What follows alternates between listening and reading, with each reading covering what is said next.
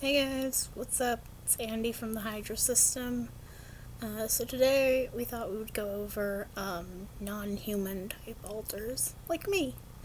Um, so, what are like the major classifications of types of non-human alters? You've got your animal alters, so cats and dogs and things like that. You've got your like mythical creature type altars, so your fairies and your I don't know, vampires, I guess. um, you've got your notes. I have notes. Okay, you've got like your like inanimate type object ones, and then you've also got, I think of them kind of in their own category because they're somewhere in between, of the robot type alters. So, why do people get alters that aren't human when the body is human? Well, one of the reasons for that is because children tend to live in worlds of make believe, especially if you have D.I.D. So, the escapism plays in. So, think of it this way: if you have a miserable experience as a child, you might try to escape into your books or whatever, and kids read fairy tales. And so you end up with a fairy in your inner world. Or you, I don't know, you've got your, like, if you've got toys in your room and, like, your stuffed bear or whatever, as your comfort object, maybe your bear will come into your inner world. So that's kind of the real basic of how one can end up with a non-human alter, so that it plays into how children interact with the world, and they may see these creatures and animals and toys as much a part of their world as humans, because they play a big role in childhood. So, of the different types of alters you can get that are non-human, you have your first one, most common, would probably be the animal alters, and that's your cats, your dogs. It can be anything. You have a lion. We used to have a horse, but now we have a cat that exists in our inner world. And we tend to think of these in two sort of categories. And that would be like the sentient animal, where I'm trying to think, like cartoon animals, where it can talk and live and do things. And then you have your pet category, where they exist as sort of soothing roles to take care of the other alters.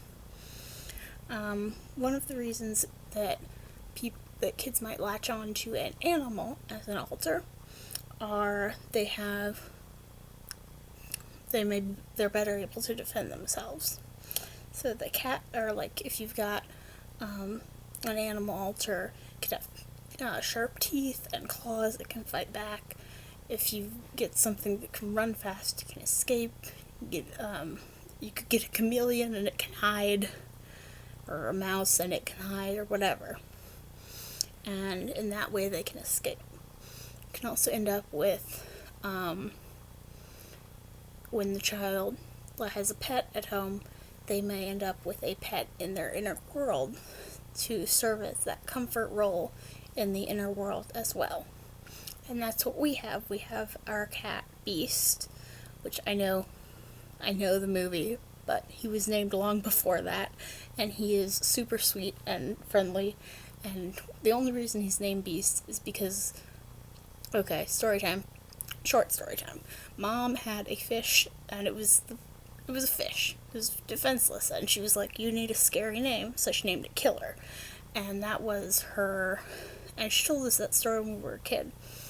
And so that sort of stuck with us, that if you're going to have something that is defenseless, at least make it look tough and scary.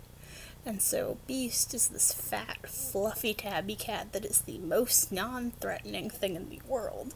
And so we gave him a scary name, so that no one would mess with him. But that's like the pet type alters you can get. And he exists as like a self-soother for Leo. You also have your, you can get your, reading notes. Right, supernatural alters, like myself. Why do I keep forgetting myself? Again, this is like the animals, where a supernatural creature may have the ability to escape or defend itself better, or fight back, than a young child would. So if they're reading their fairy tales or whatever, and they see the fairy godmother come in and change Cinderella's life and save her, they may end up with an alter that is the fairy godmother to be like a caretaker and come save them. So that's sort of like the reasoning on how you get alters that aren't, or how you get alters that are fantasy creatures. Fantasy also plays like a big role in like the world mind building of a child, because they're surrounded by fairy tales and cartoons, and because of that they're exposed to a lot of sort of magical elements. And if you're looking for any way to escape, to survive, having more power, any way you can get more power, is going to make an impact on you. So, let's see. Then you've got the inanimate objects. We don't have any of those, but from what I understand, the principle of that is that basically an inanimate object can't feel pain or emotions or anything, and it can't suffer. I'm not going to get into it too deep because we don't have any, so. And then the other type is robot alters, which kind of inanimate, but I give them their own classification because they are they behave closer to sentiency than like an alter that's a lamp would, which that's a thing. So, but they tend to be very all about practical, logical, quantifiable answers to problems. They can also be, there's also seem to be a lot of them that are like memory keepers, but like unemotional memory keepers.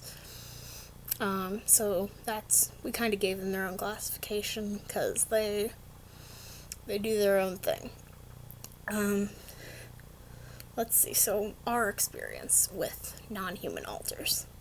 We've had several. Currently we have myself. I am a vampire.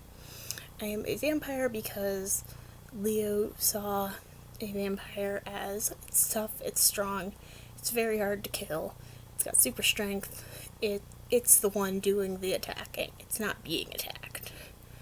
And so that makes a very good protector if you've got a vampire on your side. Some of the other ones we have in our system are, I told you about Beast, and he does self-soothing. And then we also have Topaz, who is a sprite, and they exist as sort of an intermediary between the rest of us and Anastasia, because she's a kid. And Anastasia's like afraid of adults, so she is like stuck back in time more at still being a kid. So for her, she's more attached to those fantasy elements. And Topaz like split off to protect Anastasia and serves as the go-between for her. Like Leo and Roderick and Kyoshi and Anastasia, because they're her family, but she still has issues with being around adults.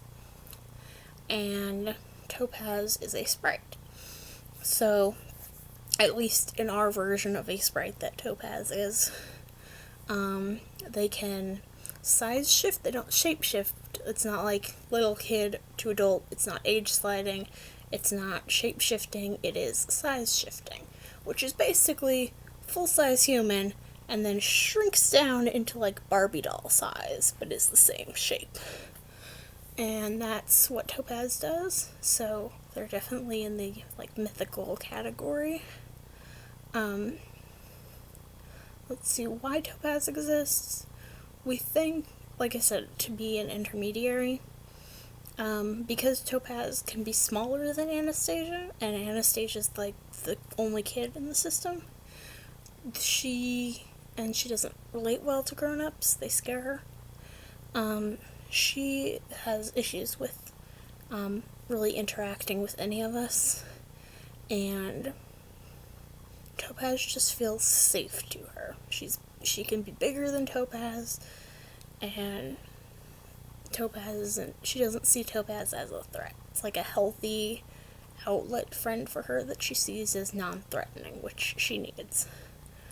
I'm trying to think the other non-human alter we've got in our system is Lox. Lox is fairly new.